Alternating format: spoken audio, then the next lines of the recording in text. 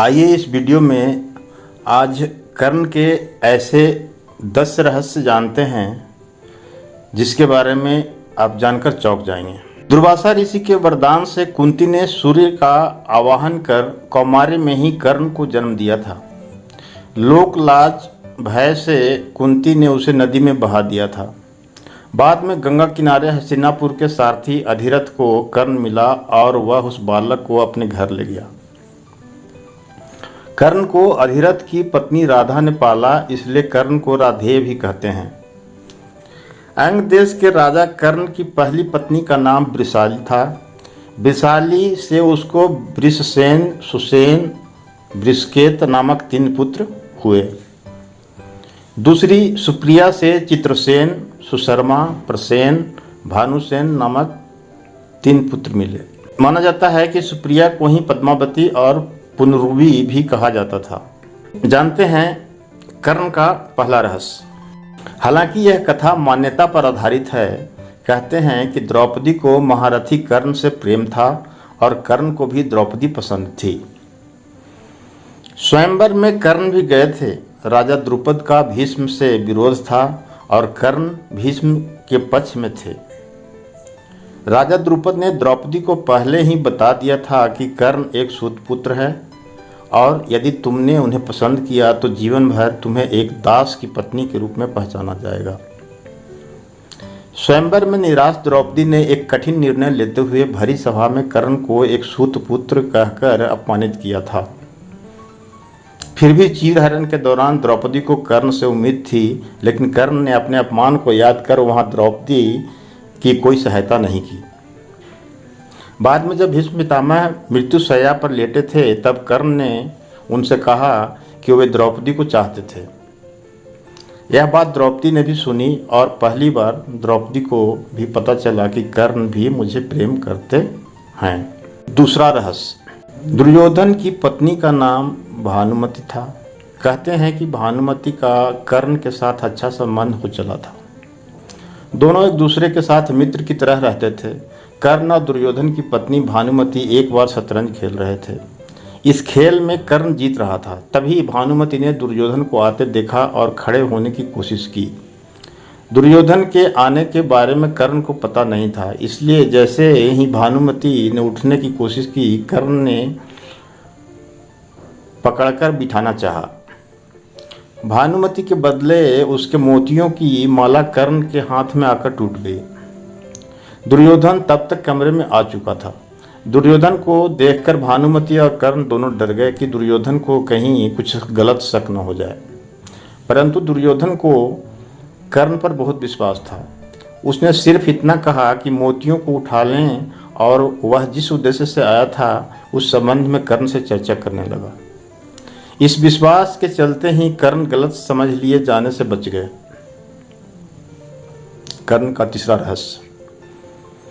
एक बार कुंती कर्ण के पास गई और उससे पांडवों की ओर से लड़ने का आग्रह करने लगी। कर्ण को मालूम था कि कुंती मेरी माँ है। कुंती के लाख समझाने पर भी कर्ण नहीं माने और कहा कि जिनके साथ मैंने अब तक का अपना सारा जीवन बिताया उसके साथ मैं विश्वासघात नहीं कर सकता। तब कुंती ने कहा कि क्या तुम अपने भाइयों को ही मारोगे? इस पर कर्ण ने बड़ी ही दुविधा की स्थिति में वचन दिया, माते तुम जानती हो कि कर्ण के यहाँ याचक बनकर आया कोई भी खाली हाथ नहीं जाता। अतः मैं तुम्हें वचन देता हूँ कि अर्जुन को छोड़कर मैं अपने अन्य भाइयों पर शस्त्र नहीं उठाऊंगा। कर्ण का चौथा रहस्य। कर्ण की शक्ति अर्जुन और दुर्योधन से कम नहीं थी।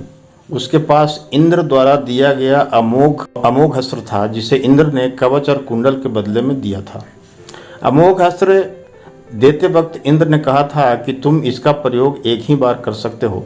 यह जिस पर भी चलाया जाएगा वह निश्चित ही मारा जाएगा। कर्ण ने इस अमोघ अस्त्र का प्रयोग उसने दुर्योधन के कहने पर भीमपुत्र घटोत्कच पर किया था, जबकि वह इसका प्रयोग अर्जुन पर करना चाहता था। यह ऐसा अस्त्र था जिसका वार कभी खाली नहीं जा सकता था, लेकिन वरदान अनुसार इसका प्रयोग एक बार ही किया जा सकता था। पांचवा रहस्य। कहते हैं कि भगवान श्री कृष्ण कर्ण और द्रौपदी के शरीर में समानता थी। कृष्ण की मांसपेशियां मृदु परंतु युद्ध के समय विस्तृत हो जाती थीं, इसलिए सामान्यतः लड़कियों के समान दिखने वाला उसका लावण्यमय शरीर युद्ध के समय अत्यंत कठोर दिखाई देने लगता था। यही खासियत द्रौपदी और कर्ण के शरीर में भी थी। इसका मतलब यह कि ये तीनों लोग वक्त के साथ अपने शरीर को कोमल या कठोरतम बना लेते। कर्ण का छठा रहस्य। किंवदंती है कि एक बार कर्ण ने अपना यौवन ही दान दे दिया था। कथा अनुसार एक बार की बात है, दुर्योधन के महल पर भगवान नारायण स्वयं विप्र के वेश में पधारे और दुर्योधन के भिक्षा मांगने लगे। दुर्योधन के द्वार पर आकर एक विप्र ने अलख जगाई, नारायण हरि भिक्षाम देहि, भिक्षाम देहि, भिक्षाम देहि। दुर्योधन ने स्वर्ण आदि देकर विप्र का सम्मान करना चाहा तो विप्र ने कहा, राजन मुझे यह सब नहीं चाहिए। दुर्योधन ने आश्चर्य से पूछा, तो फिर महाराज कैसे पधारें? विप्र ने कहा, मैं अपनी वृद्धावस्था से दुखी हूँ। मैं चारों धाम की यात्रा करना चाहता हूँ, जो युवावस्था के स्वस्थ और शरीर के बिना संभव नहीं है। इसलिए यदि आप मुझे दान देना चाहते हैं तो यौवन दान दीजिए। दुर्योधन बोला, भगवान मेरे यौवन पर मेरी सहधर्मिणी का अधिकार है, आज्ञा हो तो उनसे पूछाऊं। विप्र ने सिर हिला दिया। दुर्योधन अंतःपुर में गया और मुंह लटकाए लौट आया। विप्र ने दुर्योधन के उत्तर की प्रतीक्षा नहीं की, वह स्वतः समझ गए और वहां से चलते बने। उन्होंने सोचा अब महादानी कर्ण के पास चला जाए। कर्ण के द्वार पहुंचकर विप्र ने अलख जगाई, भिक्षाम देहि। कर्ण तुरंत राज दरबार पर उपस्थित हुआ। विप्रवर मैं आपका क्या अभिष्ट करूं? विप्र ने दुर्योधन से जो निवेदन किया था वही निवेदन कर्ण से भी कर दिया। कर्ण उस विप्र को प्रतीक्षा करने की विनय करके पत्नी से परामर्श करने अंदर चला गया, लेकिन पत्नी ने कोई न नुक्कड़ नहीं की। वह बोली, महाराज दानवीर को दान देने के लिए किसी से पूछने की जरूरत क्यों आ पड़ी? आप उस विप्र को निसंकोच यौवन दान कर दें। कर्ण ने अविलंब यौवन दान की घोषणा कर दी। तब विप्र के शरीर से स्वयं भगवान विष्णु प्रकट हो गए, जो दोनों की परीक्षा लेने गए थे। कर्ण का सातवां रहस्य। कर्ण दान करने के लिए काफी प्रसिद्ध था। कहते हैं कि कर्ण जब युद्ध क्षेत्र में आखिरी सांस ले रहा था तो भगवान श्री कृष्ण ने उसकी दानशीलता की परीक्षा लेनी चाहिए।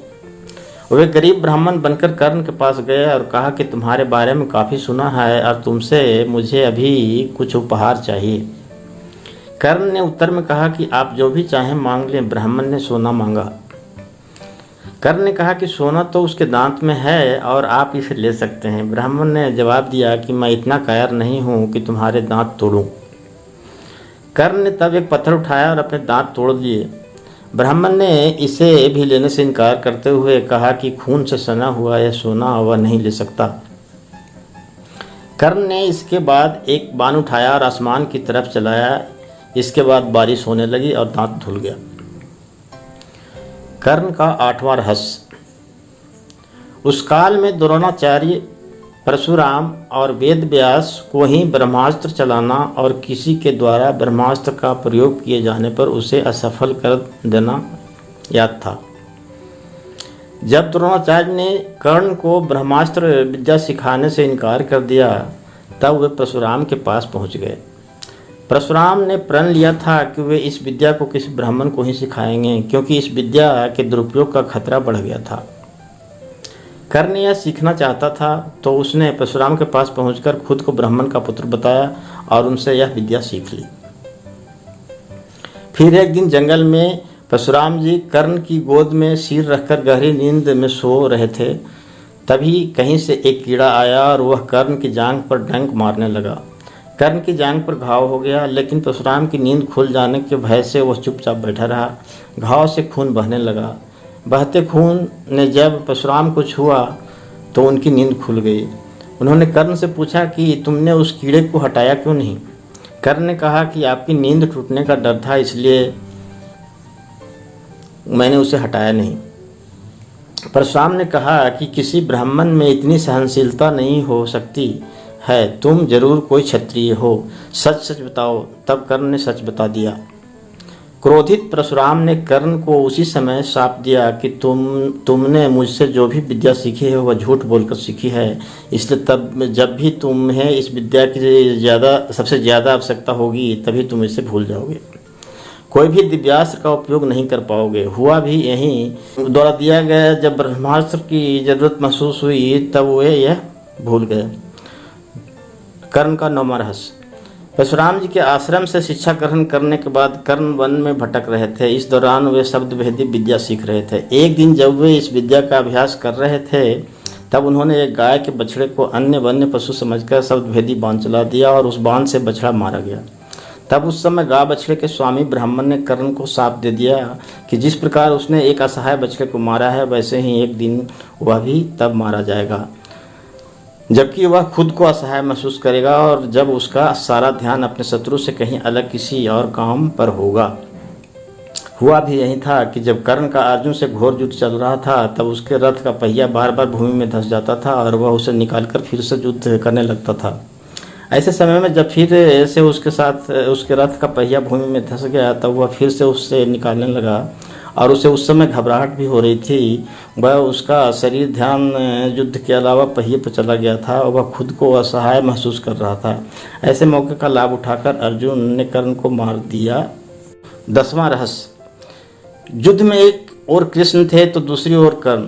कर्ण दुर्योधन के तो कृष्ण अर्जुन के दोस्त थे। यदि युद्ध में कर्ण को असहाय स्थिति में देखकर नहीं मारा जाता तो अर्जुन की क्षमता नहीं थी कि वे कर्ण को मार देते। कृष्ण की नीति के तहत ही कर्ण का विवाह द्रौपदी से होने से रोक दिया। कृष्ण ने ही अपनी नीति से उनके कवच कुंडल हथियाने और इंद्र द्वारा दिया गया एकमात्र अचूक अमोघ अस्त्र जो वह अर्जुन पर चलाना चाहता था वह घटोत्कच पर चलवाया गया। इस तरह हम देखते हैं कि युद्ध के पहले से ही कर्ण और कृष्ण के बीच छद्म युद्ध चलता रहा था। वो कृष्ण ही थे जिन्होंने ऐन वक्त पर नीति के तहत ही कर्ण को यह बताया था कि कुंती तुम्हारी माँ है, लेकिन युधिष्ठिर और अर्जुन को इस बात का ज्ञात नहीं था कि कर्ण हमारा बड़ा भाई है। यदि युधिष्ठिर को यह पता चलता कि कर्ण मेरा बड़ा भाई है तो वह राजपाट की लड़ाई नहीं लड़ते बल्कि कर्ण को ही राजा बनाने की लड़ाई लड़ते। धन्यवाद।